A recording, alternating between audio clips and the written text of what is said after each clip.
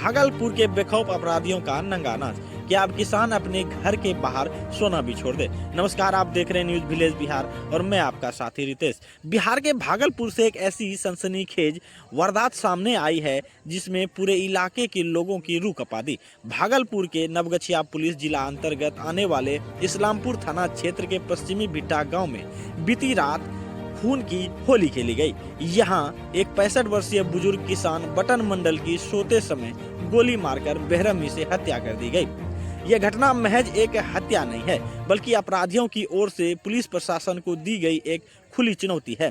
आइए विस्तार से समझिए आखिर उस रात हुआ क्या था। बताया जा रहा है कि वार्ड संख्या 4 के निवासी बटन मंडल हर रोज की तरह शनिवार की रात को भी अपने घर से कुछ ही देर स्थित बासा यानी अपने डेरे पर सोने गए थे। रात का सन्नाटा पसरा हुआ था। तभी करीब 2 से 3 बजे के बीच अज्ञात अपराधी वहां पहुंचते हैं।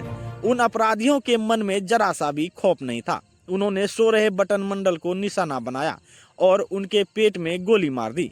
गोली की रफ्तार और वार इतना जबरदस्त था कि पेट को चीरते हुए छाती के आर पार निकल गई।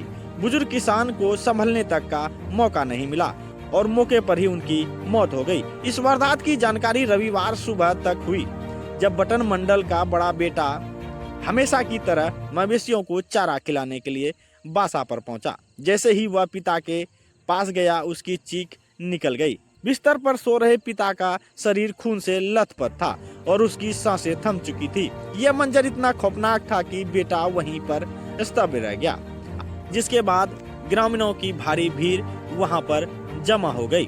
घटनास्थल की दूरी मृतक के घर से महज 50 मीटर है, जिससे अंदाजा लगाया जा सकता है कि अपराधी कितना निडर हो गया और वारदात को अंजाम देकर निकल गया। गांव वालों के बीच इस घटना को लेकर भारी आक्रोश और गम का माहौल है। ग्रामीणों का साफ कहना है कि बटन मंडल बहुत ही शांत और मिलनसार स्वभाव के व्यक्ति थे। उनका पूरे गांव में किसी से भी कोई छोटा मोटा भी विवाद नहीं था। ऐसे में सवाल उठता है कि आखिर किस दुश्मनी के चलते उनकी हत्या कर दी गई। क्या यह हत्या किसी पुरानी रंजिश का नतीजा है या इसके पीछे गहरी साजिश है? ये सवाल अब पूरे इलाके में गूंज रहा है। सूचना मिलते ही इस्लामपुर थाना के पुलिस दल बल के साथ मौके पर पहुंची। मामला की गंभीरता को देखते हुए FSL की टीम को बुलाया गया ताकि मौके से साइंटिफिक साक्ष्य जुटाए जा सके। पुलिस ने सब को कब्जे में लेकर पोस्टमार्टम के लिए भेज दिया और अपराधियों की धरपकड़ के लिए लगातार छापेमारी की जा रही है। इलाके में पुलिस का गश्त बढ़ा दिया गया है, लेकिन गांव के लोग अब भी डरे हुए हैं।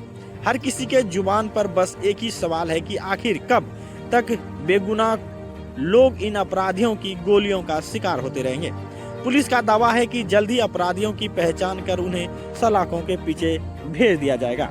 अब देखना यह है कि प्रशासन पीड़ित परिवार को कब तक इंसाफ दिलाती है। तब तक के लिए इस खबर को ज्यादा से ज्यादा लोगों तक शेयर करें। धन्यवाद।